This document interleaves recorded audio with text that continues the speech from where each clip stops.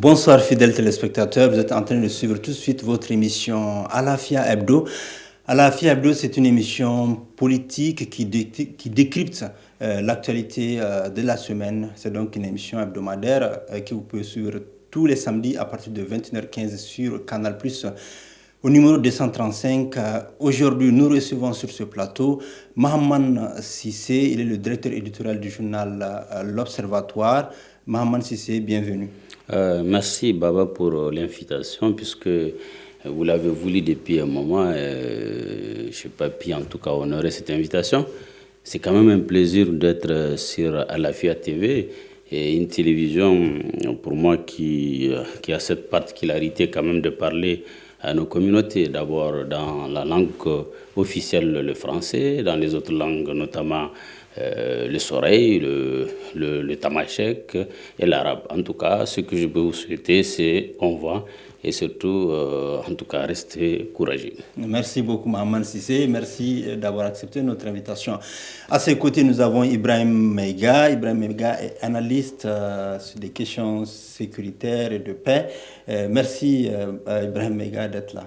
Merci à vous pour cette invitation, et je me réjouis de la même manière que M. Sissé d'être sur Alafia TV. Vous n'avez pas été facile non plus à faire venir. Oui, les contingences professionnelles essentiellement, mais je suis ravi d'être parmi vous aujourd'hui, et j'espère que ce n'est que la première fois. Nous avons également un autre invité qui est de la maison, Yahya Ben Salah, un journaliste de la rédaction d'Alafia TV, qui va accompagner en tout cas nos chers invités pour enrichir un peu le contenu de ce débat. Merci Yahya Ben Salah. Merci Baba, merci à nos téléspectateurs qui nous suivent en ce moment. Et merci aussi à Alafia de nous donner l'opportunité de parler des questions de notre pays. Merci beaucoup. Alors, on va ouvrir ce débat-là avec un sujet très très important, une question stratégique qui est le défi lié aujourd'hui à la sécurisation des régions sahéliennes. Je parle surtout des pays du Sahel, notamment le Burkina Faso, la Mauritanie. Le Niger, la Mauritanie, le Niger, le Mali et le Burkina Faso, le Niger encore, je ne sais pas si j'arrive à tout citer. Il y a le Tchad aussi que je viens d'oublier. Et le sommet du G5 Sahel s'est tenu ce vendredi. Alors, pouvons-nous faire réellement le bilan du G5 Sahel? La question elle est posée aujourd'hui aux invités. Mahaman Sissé, quel bilan faites-vous du G5 Sahel aujourd'hui?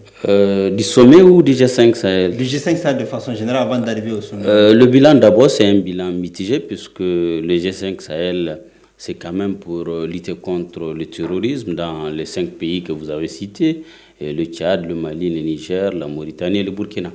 Alors, est-ce que depuis la création du G5 Sahel à nos jours, la sécurité est de retour? Je ne le pense pas, puisque si vous regardez un peu la carte sécuritaire, dans des zones comme le nord, le centre et une bonne partie quand même au sud des régions, on peut appeler les régions du sud, la question de l'insécurité, c'est une question brûlante.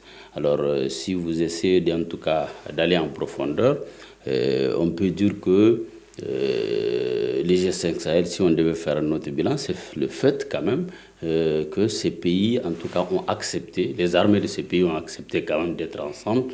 Ça, c'est déjà une bonne base à mon humble avis. Ça, c'est le bilan positif, qu'en tout cas, si on devait parler de bilan du G5 Sahel. Merci beaucoup, Mahaman Sissé. Ibrahim Meiga, le terrorisme gagne du terrain, à qui la faute? Alors peut-être juste pour revenir à la question que vous avez posée à Mahaman, je pense effectivement que c'est un bilan en demi-teinte, un bilan mitigé. Mais ce qu'il faut rappeler, c'est que le G5 Sahel, c'est 2 piliers essentiels. C'est la sécurité et le développement. C'est ce nexus qui a été traduit à travers la création de cette organisation en 2014. Est-ce qu'on peut dire qu'on a fait des avancées substantielles, qualitatives dans ces 2 domaines? C'est hasardeux. À la lumière et à l'aune de ce qui se passe aujourd'hui dans nos pays, effectivement, la sécurité s'est détériorée, s'est dégradée, l'insécurité s'est propagée, que ce soit au Mali, au Niger et au Burkina. On a vu les récents événements au Burkina avec une centaine de civils tués à Solane. tout ça montre que les indicateurs sont véritablement au rouge aujourd'hui dans la région. Donc à qui la faute réellement? À qui la faute? La responsabilité, ou les responsabilités sont toujours partagées dans ce type de situation, parce que, bien entendu, la responsabilité première de protection des populations et de leurs biens incombe aux États sahéliens d'abord, et ensuite aux partenaires internationaux qui sont venus les aider, et puis avant même les partenaires internationaux, ces mécanismes régionaux qui sont déployés et mis en place. Donc il y a une part de responsabilité qui incombe aux autorités de ces pays-là, donc aux autorités nationales, une autre part qui revient au G5 Sahel en tant que dispositif, et j'insiste là-dessus parce que le G5 Sahel, c'est 2 piliers. Donc si on veut parler du pilier militaire ou du pilier sécuritaire, il faut parler de la force conjointe du G5 Sahel. On pourra rentrer dans les détails plus tard au cours de cette émission pour peut-être décortiquer un peu en quoi ou comment ce dispositif ou ce mécanisme de sécurité collective fonctionne. Mais quoi qu'il en soit, donc il y a une part de responsabilité qui revient au G5 Sahel, et enfin une part de responsabilité aussi aux partenaires internationaux qui sont venus appuyer le Mali. Et là, on peut citer la MINUSMA, Barkhane et d'autres partenaires dans le cadre de la force Takuba, dans le cadre des missions de formation comme les 8e et EUCAP Sahel. Yahya Ben Salah, les populations locales se disent toujours meurtries de cette situation sécuritaire. Vous connaissez très bien Gao. Alors, est-ce que le G5 Sahel aujourd'hui, les populations locales ressentent ou en tout cas reconnaissent sa capacité à les sécuriser? Bon, comme l'a dit mes prédécesseurs, moi je pense que j'ai rejoint mes prédécesseurs. Il n'y a pas de bilan. Le bilan est mitigé, le bilan est tout simplement négatif aujourd'hui. Les populations n'ont rien vu venir, alors que c'était vraiment une force sur laquelle les populations du Sahel comptaient beaucoup.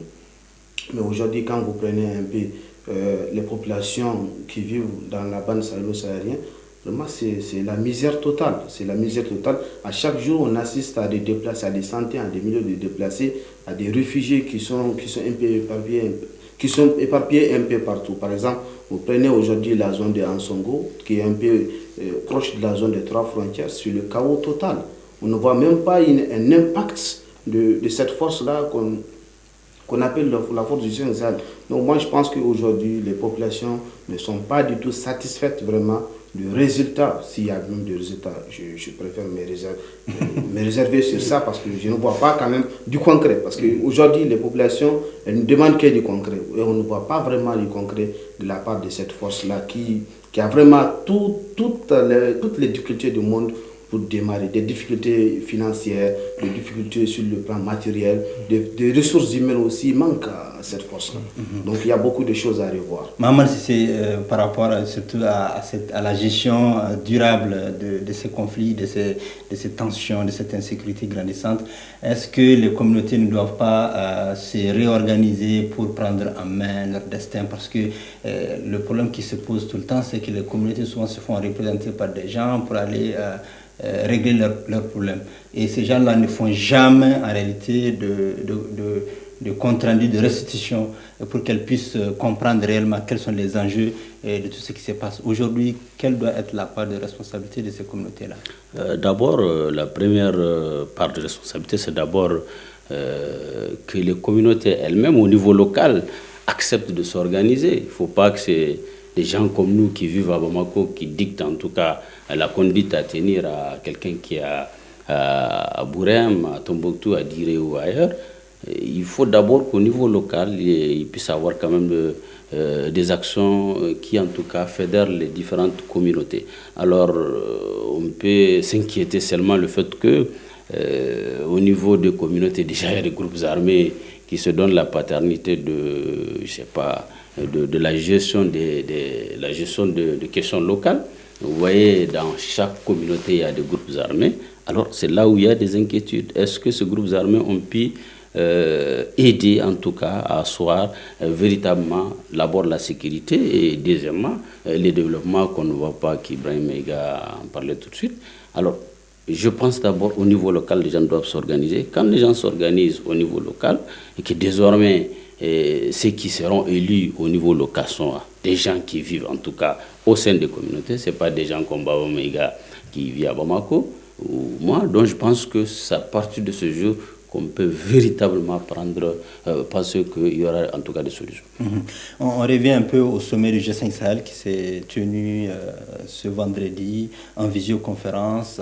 Et quelque part, dans les échanges qui ont eu lieu, ensuite il y a eu un point de presse, je crois bien, au cours duquel Emmanuel Macron, le président français, a affirmé l'engagement militaire français dans la région sahélienne, dans l'espace en tout cas des 3 frontières. Et aujourd'hui, est-ce que cet engagement militaire est encore utile pour le Sahel? Ibrahim Meiga. Alors, il y aurait beaucoup de choses à dire, mais encore une fois, si vous me le permettez, parce que j'ai l'impression que vous posez des questions différentes à chaque intervenant, mais pour rebondir un peu sur ce que Maman disait, je crois que c'est extrêmement important, l'apport des communautés locales dans la sécurisation de leur terroir, de leur localité, de leur région respective. Je crois que c'est une question fondamentale et je pense qu'il ne faut pas l'escamoter. C'est-à-dire que la contribution des communautés locales ne se résume pas à prendre les armes elles-mêmes. On ne demande pas aux communautés de s'organiser pour prendre les armes. Parce que très souvent, dans tous les contextes où cela a eu lieu, il y a eu plus de dégâts en réalité que de bienfaits. Quand on fait la balance des bienfaits, des avantages et des inconvénients, on trouve qu'il y a toujours plus d'inconvénients que d'avantages, surtout sur le moyen et long terme, en particulier sur la cohésion et le vivre ensemble. C'est une question sur laquelle il faut être clair, donc ne pas l'escamoter. Alors, quelle est la contribution des communautés locales? La contribution des communautés locales, c'est de faire entendre leur voix sur les solutions qui sont effectivement souvent élaborées par des gens qui se situent à des milliers de kilomètres d'elles, que ce soit ici à Bamako, à N'Djamena, à Niamey, à Ouaga, à Nouakchott ou même à Paris, Bruxelles ou New York. Donc il faut que effectivement les populations locales se fassent entendre, il faut que les solutions correspondent à la perception ou aux perceptions des populations de l'insécurité qu'elles vivent au quotidien. Je crois que ce décalage, il faut travailler à le réduire. Il faut que les solutions qui sont préconisées à l'échelle nationale, régionale et internationale correspondent davantage aux besoins des populations et des communautés locales. Je crois qu'il y a beaucoup de travail à faire et ce travail doit être fait, bien entendu, par les communautés locales elles-mêmes, directement, indirectement, à travers des représentants et autres. Donc, un Baba Meiga peut être aussi utile depuis Bamako pour relayer le message ou du moins les messages des communautés locales. Mais il faut aussi que les acteurs nationaux acceptent et aient l'humilité, en particulier les acteurs internationaux, aient l'humilité de dire qu'elles n'ont pas toutes les solutions et toutes les cartes en main. Décentraliser les solutions. Exactement. Écoutez, surtout être à l'écoute. Être à l'écoute des acteurs, de ceux qui subissent au quotidien l'insécurité, ceux qui la vivent au quotidien. Je crois que c'est extrêmement important. Donc ça demande un sens de l'écoute et beaucoup d'humilité. Reconnaître qu'on s'est peut-être trompé sur un certain nombre de préconisations, qu'on n'a pas trouvé les remèdes. Et à partir de ce moment, je crois qu'on peut avoir une nouvelle dynamique qui peut enclencher ou engranger des actions positives au bénéfice et au profit des populations. Maintenant, pour revenir à la question qui m'a été posée, celle de l'utilité de Barkhane, ou peut-être de ce que deviendra Barkhane au cours des prochaines semaines, parce que le sommet extraordinaire qui s'est tenu vendredi, par visioconférence, à l'invitation bien entendu du président de la transition tchadien, visait entre autres à esquisser plus en détail, même si je pense qu'on n'aura pas le compte-rendu en tout cas des éléments croustillants dans le compte-rendu et dans le communiqué final de cette réunion extraordinaire. Mais cette réunion visait, comme je le disais, entre autres, à esquisser l'évolution ou les évolutions du dispositif français, militaire français au Sahel. Ce qui m'amène à évoquer la question de façon plus frontale. Est-ce que Barkhane, pour parler d'elle, puisque c'est elle que nous avons aujourd'hui sur le terrain, est utile? Emmanuel Macron, le président français, vient d'annoncer, je crois, a annoncé en tout cas ce vendredi qu'il va, en tout cas, l'effectif de la force française sera réduit jusqu'à 2000 à 3000, de 2000 à 3000 hommes contre 5100 précédemment. Donc c'est aussi peut-être déjà une mesure annoncée bien avant qui était de réduire en tout cas les effectifs de la force Barkhane. Certainement ces militaires-là vont intégrer la force Takuba avec les autres pays européens pour... Pas automatiquement, je pense qu'il faut à ce stade être prudent. Effectivement, on va assister probablement à une décroissance des effectifs de Barkhane, à une baisse des effectifs de Barkhane. Vous pensez que Barkhane va rester... Non, je crois qu'on va assister à une évolution du dispositif. Je crois que Barkhane, dans le format actuel, ne va plus exister dans quelques mois, voire dans quelques années. Le calendrier que le président français a partagé avec ses homologues sahéliens évoque une décroissance ou une baisse d'effectifs étalée sur 3-4 années. Donc, à l'horizon 2025, on aura moins de militaires français au Sahel, que ce soit dans le cadre de la force Takuba ou dans le cadre d'une coopération ou de coopération bilatérale directe avec les États sahéliens. Mais je crois qu'il est utile quand même qu'on revienne à la question que vous m'aviez posée tout à l'heure, celle relative à l'utilité de Barkhane.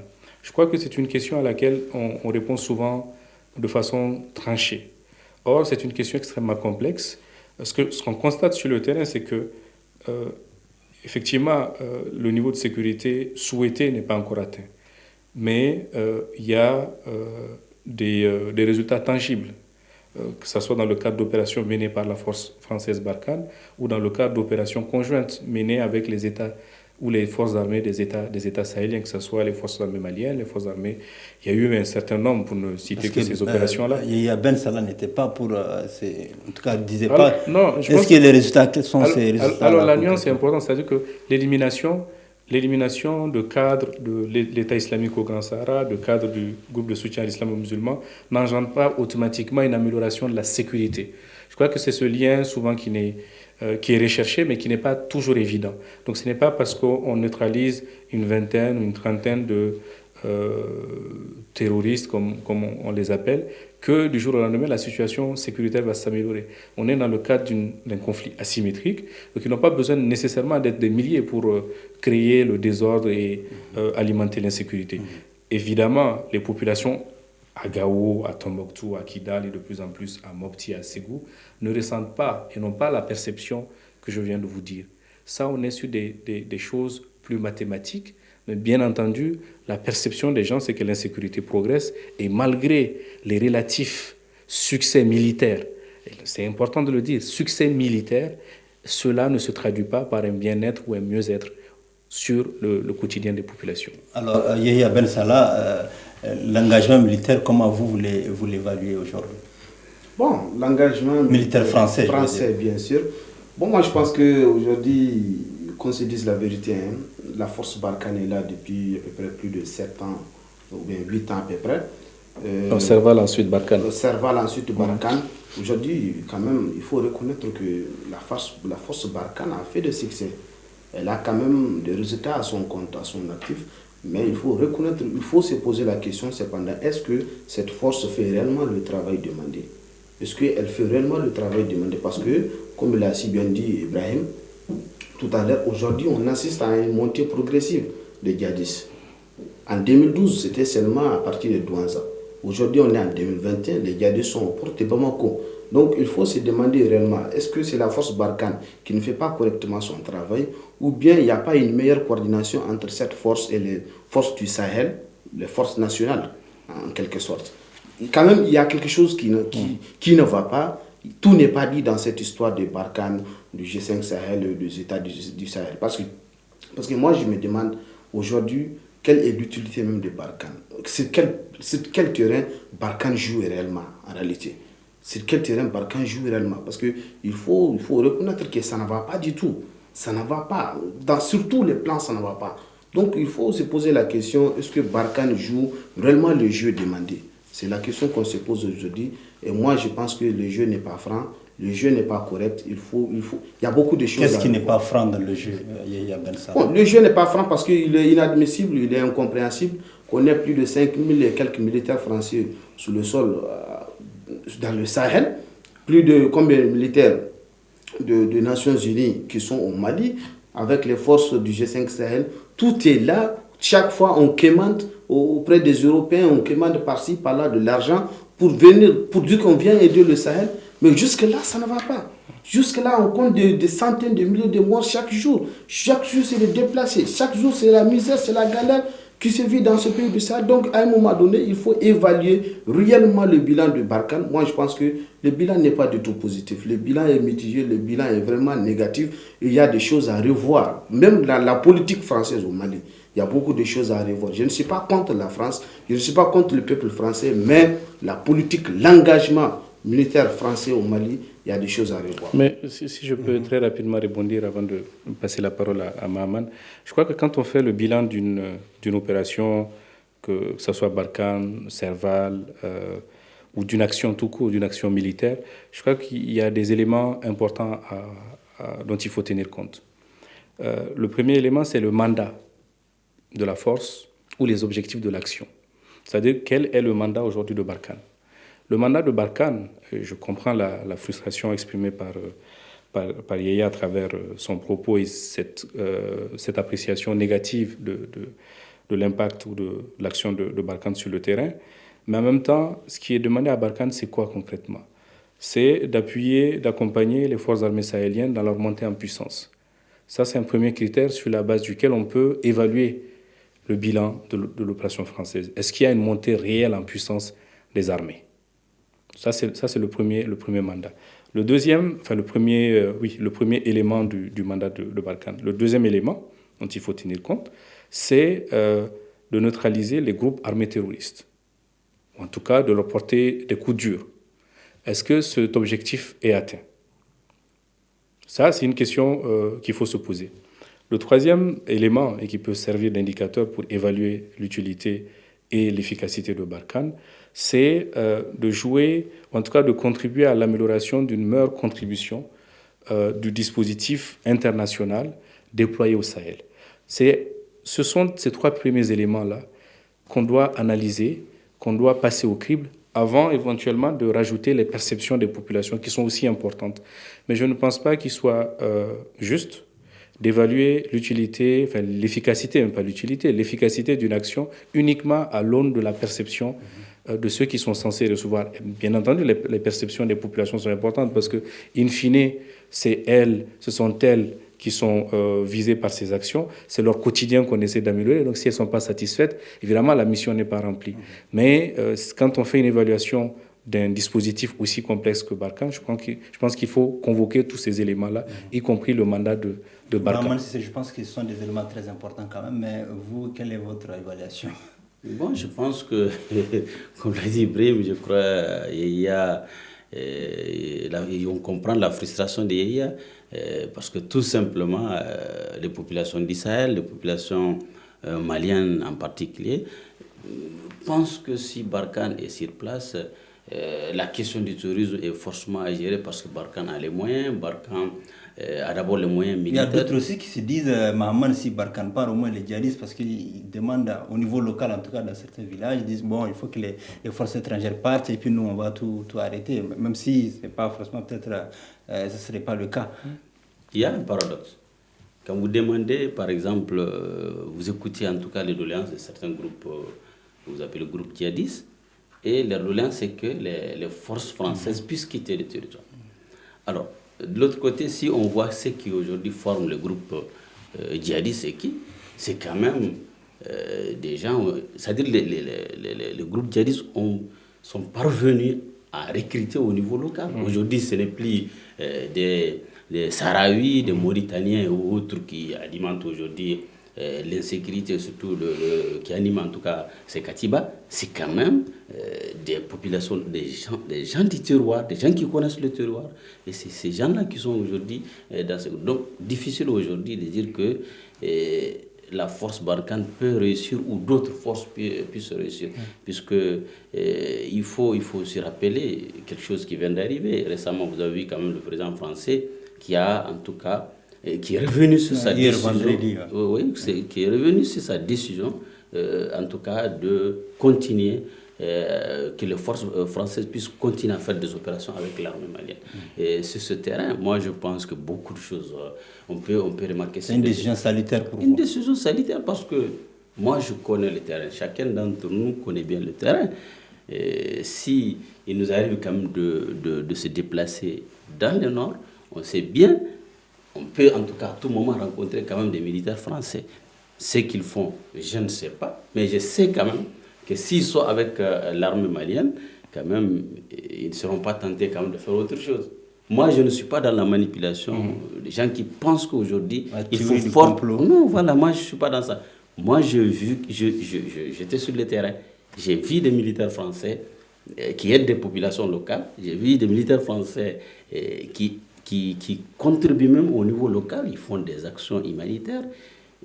C'est des choses qui, en tout cas, qui aident quand même certaines communautés dans un pays où l'État central a des difficultés à être sur l'ensemble du territoire. Moi, je pense que, soyons logiques, si on veut en tout cas lutter contre le terrorisme, d'abord, il faut qu'on ait une armée aguerrie, une armée qui peut en tout cas sécuriser. Ça fait partie des éléments dont il a parlé. Justement. Donc, moi, je pense Est-ce que Barkhane a réussi ce pari-là? Si on voit en tout cas les formations réussies, bon, je ne peux pas parler de formation, la collaboration avec l'armée malienne, on peut estimer que c'est quand même bénéfique. Si tu apprends quand même à travailler dur avec une armée comme l'armée française, moi je pense que ça peut aider. Et je pense que sur le terrain, il n'y a pas que ce que les gens disent, il y a aussi des succès en tout cas, des forces françaises et des forces maliennes et autres. Alors, Yahya Ben Salah, aujourd'hui, quelle est votre perception réelle de tous ces succès-là pour finir avec ce sujet? Bon, moi, je suis d'accord avec mes prédécesseurs, mes doyens, mes grands frères, en quelque sorte. Mais je pense qu'aujourd'hui, je ne suis pas contre le départ de la force française. Je suis d'accord qu'aujourd'hui, on a besoin de la France. La France aussi a besoin de nous. Parce que si la France décide de quitter aujourd'hui, c'est une honte pour le peuple français. Parce qu'on dira, le monde entier dira que la France a échoué au Mali et elle a plié bagage pour rentrer. Parce qu'elle a échoué en quelque sorte. Donc le tableau est sombre. Aujourd'hui, moi je pense que, comme il a si bien dit, Mohamed Bazoum, le président nigérien, l'a dit hier lors du sommet du G5, aujourd'hui, l'affaire du terrorisme dans le Sahel, ça concerne d'abord les armées du Sahel. Elles doivent être en première ligne dans ce combat-là. Aujourd'hui, je pense que nous sommes dans une phase, une guerre asymétrique où chacun doit jouer son rôle. Et les populations, les communautés locales, les armées ainsi que nos partenaires qui sont là pour nous aider. Ensemble, c'est dans une synergie d'action qu'on peut combattre ces gens-là. Parce que c'est des gens qui ont recruté localement, ils sont de chez nous, ils sont chez nous, ils font ce qu'ils veulent, donc c'est difficile de les combattre sans une synergie d'action. Ok, merci beaucoup. On va... Non, juste deux éléments additionnels à ce qu'il vient de dire. Je pense effectivement qu'il y a eu deux évolutions importantes. La première, c'est ce que Maman a évoqué tout à l'heure, cette forme d'endogénéisation de la menace. Parce qu'au tout début de la crise multidimensionnelle de 2012, ceux qui portaient la voix de ces groupes-là, ceux qui étaient les plus visibles, c'était des Sahraouis, des Algériens, des Mauritaniens. Aujourd'hui, les chefs principaux des Katiba qui sont là, qui opèrent sur le terrain, c'est Yad Gali, c'est Amadou Nkoufa, certains des lieutenants de l'EIGS sont maliens et occupent des positions intermédiaires importantes. Donc, on a assisté à cette évolution inquiétante. La seconde évolution, c'est la nature même du conflit. C'est qu'en 2013, pourquoi l'opération Serval a reçu moins de critiques que l'opération Barkhane? Tout simplement parce que l'opération Serval, son mandat principal, c'était de reconquérir les territoires, les régions qui étaient tombées aux mains des groupes armés terroristes. C'était relativement simple parce qu'avec le vecteur aérien, on les bombardait, les soldats avançaient sur le terrain. On a pu reconquérir ces terroirs, en tout cas ces territoires perdus. Ça, c'est deux évolutions importantes qui appellent peut-être à une évolution beaucoup plus rapide des différents mécanismes et dispositifs. Aujourd'hui, si on veut que l'opération Barkhane soit d'une efficacité extrême, comme nous l'entendons, il faut presque donner un mandat de gendarme, en fait, ou de police administrative à Barkhane. Parce que Barkhane ne peut pas être sur le territoire malien comme l'armée malienne ou comme les forces de défense et de sécurité maliennes évoluent sur leur territoire. Ce n'est pas possible. Parce qu'il faut pouvoir mener des enquêtes de proximité, faire des patrouilles dans les villes. On est dans un conflit asymétrique. C'est extrêmement important. Ce n'est pas une armée contre une autre. En 2013, Serval, des colonnes étaient là à Konna, des colonnes étaient à André Boucan, des colonnes étaient à Kidal, des colonnes qu'on pouvait bombarder. Maintenant, les groupes n'opèrent plus de cette manière. Ils sont souvent en moto, 4 motos, 5 motos. Et pour ça, le renseignement important, la collaboration avec les populations. Et ça, c'est un travail de longue haleine, un travail beaucoup plus complexe que ne fut la tâche qui avait été confiée à l'opération Serval. Ok. Donc on va rester avec vous, Ibrahim Mega, pour parler maintenant de notre sujet. C'est le dernier sujet. On va parler essentiellement des actions aujourd'hui politiques, en tout cas de Choguel Kokala Mega, du docteur Choguel Kokala Mega, de la transition, la phase 2 de la transition. Choguel Kokala Mega a rencontré déjà les acteurs politiques ce jeudi, il a rencontré également la société civile ce vendredi avec les parents d'élèves. C'est un bon début, n'est-ce pas? Oui, je crois que la concertation, je pense que la concertation est extrêmement importante, encore plus importante d'ailleurs dans une période transitoire où il n'y a pas de légitimité électorale à laquelle les élections nous ont habitués, plus ou moins. Donc la légitimité, c'est d'abord le consensus. Le consensus ne veut pas dire l'unanimité. Le consensus, c'est qu'il peut y avoir des gens qui ne sont pas d'accord, mais il y a un minimum sur lequel on s'entend. Et moi, je préfère le consensus au compromis, parce que souvent, les compromis, c'est sur des positions affichées. Or, les positions que les gens défendent ne sont pas toujours affichées. Le consensus cherche à dépasser ces positions affichées et va au-delà de ces positions pour s'intéresser aux intérêts des acteurs. Je crois que le consensus dans cette phase 2 de la transition est extrêmement importante. Maintenant, il faut, bien entendu, animer le dialogue, nourrir le dialogue et l'animer, le maintenir avec les acteurs politiques, avec la société civile. Évidemment, le fait que le Premier ministre actuel soit lui-même issu d'un parti politique, soit lui-même issu d'un mouvement, disons, politico, à cheval entre la politique et la société civile, donc le M5 RFP, tout ça crée des suspicions autour de ses réelles ambitions, de ses réelles intentions, et c'est peut-être un handicap majeur, mais qui n'est pas insurmontable. C'est maintenant au Premier ministre de donner des gages importants à ses interlocuteurs pour leur dire très clairement que la phase 2 de la transition se bâtira sur la base d'un consensus de tous les acteurs sociopolitiques. On le voit très clairement, on ne peut pas, parce qu'on n'a pas cette légitimité électorale. Le M5 RFP, qui est un mouvement d'envergure, comme on l'a vu sous IBK, ne détient pas la légitimité à lui tout seul. Donc ça, je crois que c'est un message qui est compris et qui est peut-être en train d'être compris davantage par les principaux animateurs du M5.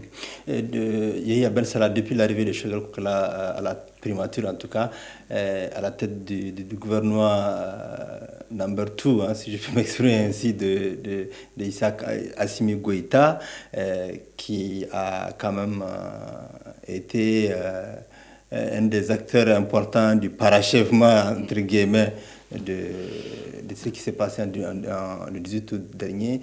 Mais Choguel Kokala Mega est en train d'organiser une série de rencontres. Il a déjà rencontré les anciens premiers ministres, il est en train de rencontrer également les acteurs politiques. Est-ce qu'il a le temps de faire toutes ces rencontres-là avant même d'enclencher, en tout cas, les réformes qu'il attend, les réformes institutionnelles et constitutionnelles? Oui, c'est bien, parce que depuis son arrivée à la primature, on assiste quand même à une ambiance totale dans la gestion même de l'administration. On a l'impression que les choses bougent et c'est de bonnes guerres. Maintenant, les rencontres, elles sont utiles parce que, comme l'a dit le président de la transition, Assimi Goïta, il faut embarquer tout le monde dans cette phase cruciale. Cruciale pourquoi? Parce que le Mali vit des situations extrêmement difficiles, raison pour laquelle le Mali a besoin de toutes ses filles et de tous ses fils en ce moment. C'est bien, il faut embarquer tout le monde avec lui, avec eux. Il faut embarquer. Malheureusement, on n'est pas en train d'embarquer tout le monde. On n'a pas le temps. on a touché presque. Et le parrainage n'est pas content, la CEMAS. Mais quand même, ils ont été consultés. La CEMAS n'a pas été consultée. Bon, ça Bon, peut-être que c'est des détails qu'ils vont régler entre eux. Leur tour viendra certainement. On est en cours de chemin. Donc maintenant, aujourd'hui, moi, je pense que c'est des bonnes guerres, c'est des bonnes actions. Ça montre quand même la volonté du Premier ministre et de son gouvernement à rassembler tout le monde, à fédérer le Malien autour de l'essentiel que le Mali. Maintenant, est-ce qu'on a le temps réellement? Parce qu'on doit aller vite aussi. Maintenant, moi, je pense que les priorités sont là, les besoins sont là. Parce qu'il faut faire aussi la part des choses. Il y a les priorités, il y a aussi le besoin. C'est quoi pour toi les priorités? Les priorités aujourd'hui, elles sont deux. Pour moi, les priorités, elles sont deux. C'est la sécurité des personnes et de leurs biens, c'est-à-dire le redéploiement de l'armée et de l'administration de tout l'état du territoire national. Et la deuxième priorité, c'est l'organisation des élections présidentielles et législatives. Même les autres élections, les réformes institutionnelles, moi je ne trouve pas ça trop nécessaire parce qu'on est quand même à 6 mois, 7 mois de la fin de la transition. On n'a pas assez de temps, il faut aller vite, mais il faut aller efficacement aussi parce qu'il faut aller avec des hommes qu'il faut, avec des femmes qu'il faut, avec les Maliens qui sont prêts à aider le Mali à s'en sortir. Mahaman Cissé, il parle d'organiser des élections, il appelle également en termes de priorité de redéployer rapidement les forces de défense et de sécurité en tout cas à travers le Mali. Aujourd'hui, est-ce qu'il ne serait pas nécessaire aussi de mettre en place un organe unique de gestion des élections? Non, mais c'est ce que le Premier ministre, lui, il voulait. Est-ce que c'est ce que le ministre de l'administration territoriale, lui, il souhaite? La question reste toujours posée, et puisque chacun de deux, en tout cas, reste campé sur sa position. Moi, je pense que je ne pense pas que... Donc, ils ne sont pas sur la même longueur d'onde. Ils ne sont pas, je pense. Et beaucoup de personnes plus averties que moi ont fait la même remarque. Est-ce que ce qu'il vient de dire, le Premier ministre, les choses bougent? Je ne crois pas. En fait, c'est quand même très difficile de croire que Choguel Maïga puisse réussir là où peut-être certains ont échoué. Je ne pense pas puisque... Comme Mokhtar Wan. Non, je ne peux pas dire Mokhtar Wan. Il y a beaucoup de personnes, il y a beaucoup de ministres qui ont géré la primature avant Mokhtar Wan. C'est la transition. En fait. Non, ok, la transition. En fait, d'abord, la première des choses, c'est le temps. On n'a pas l'impression que le Premier ministre, il est conscient. Il est vraiment dans... le timing, c'est ça son souci, je ne pense pas. On attend aussi, on attend son passage au CNT. Il veut prolonger peut-être. Prolongation, c'est là où il ne faut pas... la transition. Il faut faire extrêmement attention. Moi, je pense que ce pays, maintenant, on a suffisamment compris les hommes politiques. Moi, personnellement, j'ai suffisamment compris. Quoi, ça me fait 15 ans. En tout cas, je travaille, je dis Bamako, ça me fait 15 ans que je suis dans la presse. Je connais maintenant les hommes politiques. Ils ne me rassurent pas jusqu'à ce que je leur donne un blanc-seing. Ce qui est important pour moi aujourd'hui, comme Ibrahim l'a dit, et je reviens là-dessus, Choguel doit en tout cas aujourd'hui avoir, c'est-à-dire le minimum de consensus. Le minimum de consensus, c'est de convaincre ceux qui en tout cas ne croient pas en tout cas à la transition, aux autorités de transition, notamment lui, ce n'est pas le président, notamment lui, je parle de lui, parce qu'il est quand même d'un mouvement qui a en tout cas contribué au départ quand même d'un président de la République. Il est aussi dans des mouvements qui, en tout cas, a demandé la rectification de la transition. Si aujourd'hui il est à la primature, il doit donner des gages que, en tout cas, ce n'est pas uniquement pour être Premier ministre qu'il menait ce combat. Aujourd'hui, il doit en tout cas faire des actions concrètes et surtout, en tout cas, trancher la question de l'organe unique des élections, la question de l'article 39, je crois bien, des enseignants, puisque les enseignants commencent à grincer des dents. Et ils ont même pris en otage les notes. Ah oui, donc il y a toutes ces questions et surtout avoir le minimum de consensus avec la classe politique, puisque les élections, c'est d'abord la classe politique. Et c'est en 2022. En 2022, et 2022, pour les mortels, c'est pas quand même... C'est pas loin, 2022. C'est pas du tout loin. Ibrahim Maïga, il y a certains acteurs politiques qui estiment que Choguel Kokala Maïga n'est pas légitime pour mener des réformes dans ce pays-là. Il faut qu'il aille rapidement aux élections, en tout cas des élections crédibles, transparentes. pour qu'on ait en tout cas un régime plus légitime, un président légitime, démocratiquement élu, pour mener ces réformes-là. Vous, quelle est votre perception? C'est ce que je disais précédemment. Je pense que la légitimité, on l'acquiert de plusieurs manières. C'est-à-dire qu'on peut avoir une légitimité électorale, issue des urnes, à la suite d'élections législatives ou présidentielles. Donc on est un élu local, un élu national, un président de la République par exemple. On a cette légitimité électorale, donc on peut effectivement aller de l'avant. Mais même quand on est légitime et qu'on a la légitimité électorale, le dialogue est toujours important. Ce n'est pas comme si on fermait les yeux, les oreilles et on fonçait. Ce n'est pas ce qui est dit. Même dans les plus grandes démocraties, vous le voyez très bien, quand le président veut amorcer des réformes difficiles, il lance le débat et c'est au bout de 2 ans, 3 ans de débat, de discussion, que la réforme est portée devant l'Assemblée nationale ou devant le Sénat. Ça veut dire que Choguel ne peut plus, en tout cas, amorcer des réformes. Non, si vous parlez de 2 ans. Non, 2 ans, je parle de certaines réformes, okay. des réformes structurelles dans certains pays. Ça va dépendre de la nature des réformes qui seront retenues. On verra dans quelques semaines son passage devant le CNT. Ça nous dira peut-être un peu plus des priorités qu'il compte affronter et les réformes qu'il souhaite aborder au cours de 7 prochains mois. Mais je disais que la légitimité est d'abord électorale. Alors, on peut avoir une légitimité consensuelle, c'est-à-dire que le consensus des acteurs politiques peut, dans certains cas, dans certaines situations, conférer une forme de légitimité aux personnes. C'est pour ça que je parlais de consensus et de la nécessité d'avoir un consensus. Quand même, pour le moment, nous avons des positions tranchées. On a des positions tranchées, effectivement. Les acteurs politiques, on n'est clairement RPM, pas dans un environnement favorable à des réformes ou en tout cas à la mise en œuvre de réformes difficiles. Moi, je pense que j'étais de ceux qui pensaient que la transition était une opportunité pour amorcer un virage, un tournant majeur de la vie du pays, mais avec le temps qui reste et l'environnement actuel, et c'est la raison pour laquelle je parlais de handicap par rapport à Choguel Kokala Maïga, lié au fait qu'il soit lui-même politique et issu d'un mouvement qui a voulu une forme d'exclusivité de la transition et de la refondation. Donc tout cela peut être malheureusement des handicaps pour lui, pour réunir le consensus nécessaire à la mise en œuvre de réformes difficiles.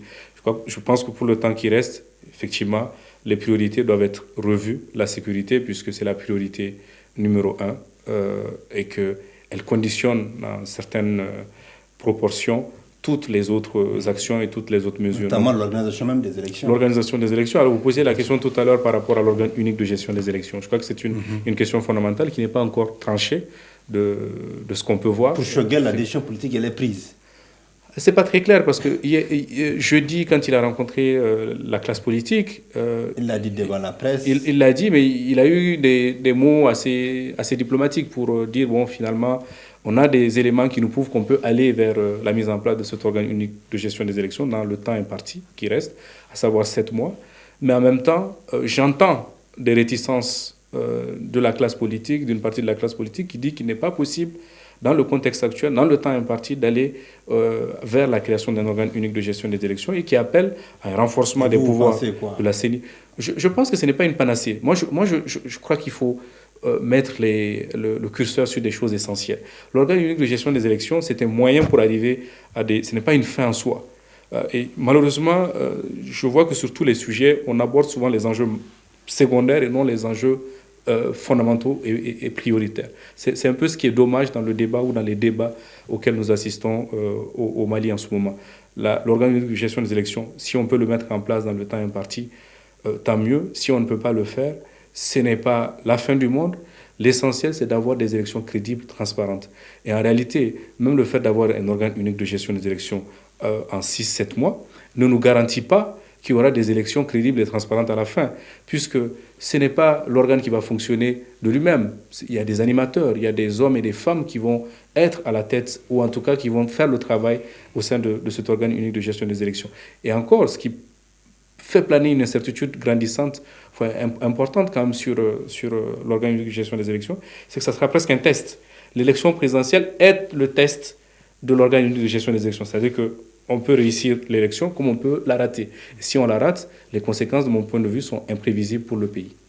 Alors, pour finir, pour terminer ce débat, Mohamed Sissé, vous avez dit en tout cas aux gens de faire attention par rapport au fait de prolonger le mandat, la période de la transition. Et pourquoi vous le dites C'est les Maliens même qui l'ont souhaité je crois bien dans la charte. Ils l'ont souhaité lors des concertations qui ont eu lieu au CICB. C'est eux qui ont choisi le nombre de mois, la période. Quel danger est-ce que tous les autres acteurs, tous les Maliens vont accepter qu'on ait une prolongation? Il ne faut pas qu'on retombe dans une crise. Franchement, ce qu'on peut faire, c'est quand même renforcer la sécurité, faire des élections pour qu'on puisse vraiment avoir un président légitime, un président qui, franchement, comme l'a dit un homme politique, je ne veux pas citer son nom, qui peut en tout cas travailler pour en tout cas réussir certaines réformes. Il y a peut-être pour renforcer la sécurité et avoir des élections, pouvoir organiser des élections crédibles, peut-être qu'il faut donner du temps au temps. Bon, il faut donner du temps au temps, c'est intéressant, c'est important. Mais moi, je pense qu'il ne faut pas faire pour faire. Il ne faut pas faire pour faire. Je m'explique. Aujourd'hui, nous sommes dans une période de transition de 6 à 7 mois. Est-ce que réellement on peut passer à tout ce qu'on vient de dire? La sécurité, les élections, en 7 mois, crédibles, transparentes. Vous êtes pour la prolongation de la transition? C'est aux Maliens d'en décider. C'est aux Maliens d'en décider. C'est pas moi, c'est pas Baba, c'est pas Maman, c'est pas Ousmane, c'est aux Maliens. Pourquoi ne pas convoquer les Maliens à nouveau pour qu'on convoquer les Maliens? À travers une conférence, à travers... On ne peut pas demander tout le monde. Non, à travers une conférence nationale, comme le DENI. Il y aura les assises nationales de la refondation. Voilà, les assises nationales, peut-être qu'on peut en parler. La énième assise. Voilà la prolongation, ou bien la prolongation de la transition. Mais moi, je pense qu'aujourd'hui, il faut aller vite, mais il faut aller aussi avec des garanties. Il faut aller avec des garanties. Mais moi, je pense que... Intelligemment. On n'arrivera pas là, Inch'Allah. Peut-être que Miguel, avec son intelligentsia politique, va mettre les choses en place pour... Ibrahim Mega, pour finir ce débat, est-ce que vous, aujourd'hui, vous avez en tout cas, ce que vous pensez exactement de quand Choguel dit il faut une mise en œuvre intelligente de l'accord? Intelligente, comment vous comprenez ça? Je pense que la question, il faut la lui poser à lui. C'est lui qui parle de mise en œuvre intelligente. Honnêtement, je ne sais pas ce que ça veut dire. Je ne sais pas s'il y a des gens qui savent ce que ça veut dire, en dehors de lui-même et peut-être de son entourage proche. C'est peut-être à lui de clarifier ce qu'il entend par mise en œuvre intelligente de l'accord. C'est vrai que dans son entourage, on entend aussi parler de relecture intelligente. Souvent, c'est mise en œuvre intelligente. Moi, je ne demande qu'à être fixé sur quel sens, sur le sens qu'on donne aux mots, que ce soit la relecture intelligente ou la mise en œuvre intelligente. Mais je pense, pour terminer, sur la question du temps, il faut se rappeler que les 18 mois, en fait, c'est le plus petit dénominateur commun aux Maliens. C'est-à-dire qu'aux journées de concertation nationale, les gens avaient différentes aspirations. Certains parlaient de 12 mois, d'autres de 18 mois, d'autres de 24 mois, d'autres même de 36 mois. Et les 18 mois, avec, bien entendu, l'accompagnement très amical, ou peut-être trop amical de la CEDEAO, on est revenu à 18 mois. Et 18 mois, encore une fois, c'est un consensus pas très fort. Je pense que le risque qu'on court en ouvrant encore le débat sur la durée de la transition, c'est est-ce qu'on arrivera à faire un consensus, même mou, autour de la nouvelle durée de la transition. Et ça, effectivement, c'est la porte ouverte à un certain nombre de dérives et des acteurs qui ne sont pas toujours des acteurs politiques, des acteurs non étatiques, armés non étatiques, peuvent profiter aussi de ce moment de faiblesse ou de cette cacophonie à Bamako pour poser des actes qui peuvent s'avérer ou en tout cas représenter une menace à la sécurité nationale. Merci beaucoup Ibrahim Mega. Merci, je rappelle qu'Ibrahim Mega, il est analyste des questions de paix et de sécurité. Nous avons également reçu sur ce plateau Yahya Ben Salah, qui est journaliste au sein de la rédaction d'Alafia TV. Maman Sissé également était avec nous sur ce plateau. Maman Sissé est le directeur éditorial du journal L'Observatoire. Merci Ibrahim Mega d'avoir accepté notre invitation. Merci à vous et bon vent à Alafia TV. Voilà, merci Ben Yahya Ben Salah. Merci. Et Maman Cissé, j'espère qu'on vous reverra très bientôt sur ce plateau. Inch'Allah, je vous souhaite en tout cas bon courage.